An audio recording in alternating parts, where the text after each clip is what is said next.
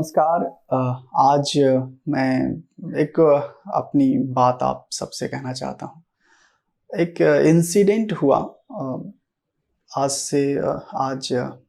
से कम 2-3 दिन पहले, जो दिवाली से पहले, धनतेरस से 1 दिन पहले, 12 तारीख को अ, हुआ। आई डोंट नो मैं कैसे शेयर करना चाहिए या नहीं, बट हुआ यूँ कि मुझे कॉल आया एक कंपनी से, और नामी कंपनी से, और मुझसे ये कहा गया कि मुझे 4 लाख का मेरे नाम से लोन सैंक्शन हुआ है। और आई डोंट नो कहाँ से उनको मेरा सारा डिटेल्स मिल गया था, तो मुझे जेन्युइन लगा। मुझे लगा ओके, मेरी नीड भी है, और अगर 4 लाख मिल जाएँगे तो मेरे बहुत सारे काम हो जाएँगे। फिर उन्होंने बोला कि आपकी डॉक्यूमेंटेशंस लेनी है, जैसे आधार कार्ड, पैन कार्ड और वोटर आईडी। सारे डिटेल्स उन्होंने माँगे, ईमेल आईडी और मोबाइल नंबर, वो सारी चीज़ें मैंने उन्हें दे दी। देने के बाद 1 दिन बाद फिर उनका कॉल आया कि मैं मैनेजर बोल रहा हूँ, और आपका जो लोन है वो सैंक्शन होने वाला है। तो जो फ़ाइल आपकी तैयार हुई है उसका एक कॉस्ट लगेगा, जो ₹1850 है। तो मुझे लगा कि ठीक है, मतलब अगर 4 लाख मिलने वाला है और ₹1800 पहले लग रहा है, तो ठीक है, मैंने ट्रांसफ़र कर दिया, क्योंकि बहुत सारी चीज़ें ट्रांसपेरेंट थी कि भई किसी का अकाउंट नंबर मुझे मिल रहा है, सामने वाले का अकाउंट होल्डर का नाम मिल रहा है, आईएफएससी कोड मिल रहा है, तो लोग कहते हैं कि चलो जेन्युइन है, ऑनलाइन ट्रांज़ैक्शन करना है, तो मैंने ₹1850 मैंने उन्हें ट्रांसफ़र कर दिया।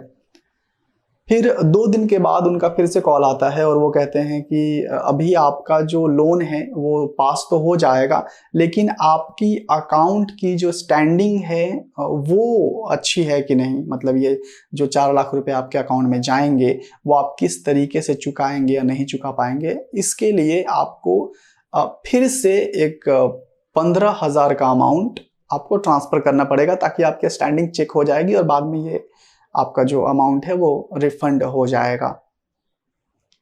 तो मुझे लगा कि ठीक है, जब ये कह रहे हैं, और बाकी सारी बहुत सारी चीज़ें उन्होंने बताई कि वो बैंक के मैनेजर हैं, और उन्होंने बात भी करवाई बैंक के मैनेजर से, तो अपने सीनियर से।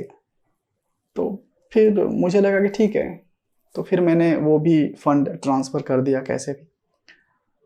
क्योंकि पैसे की हर किसी को प्रॉब्लम है, और मुझे भी है आजकल, तो कोविड की वजह से सबको प्रॉब्लम है।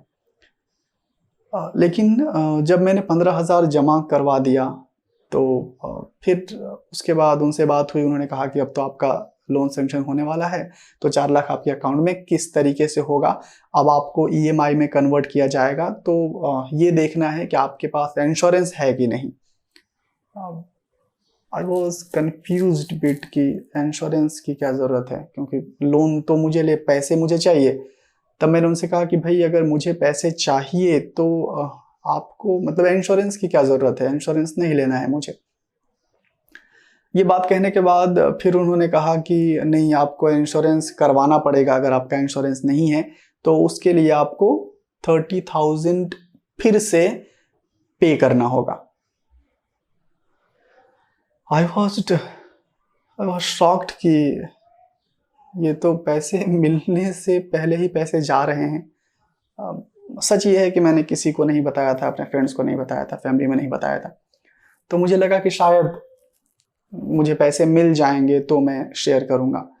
जब मुझे पता चला कि मेरे पास सारे पैसे ख़त्म हो गए हैं, अब पैसे किसी से लेने पड़ेंगे, तो इसलिए मैंने एक अपने दोस्त को फ़ोन किया, और उससे मैंने ये बात बताई कि अ, ऐसे-ऐसे मेरे साथ हुआ है।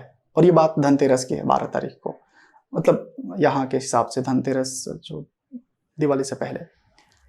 तो मैंने उनसे कहा कि अब क्या किया जाए? तो मेरे फ्रेंड ने कहा कि ये तो तुम्हारे साथ बहुत बड़ा फ्रॉड हुआ है। I was shocked.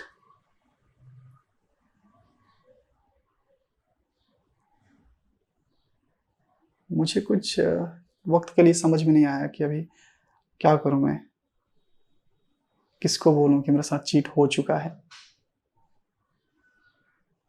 तो मेरे फ्रेंड ने सलाह दिया कि नहीं, तू पुलिस कंप्लेन कर, या फिर दोबारा उससे बात कर, वो क्या बोल रहा है।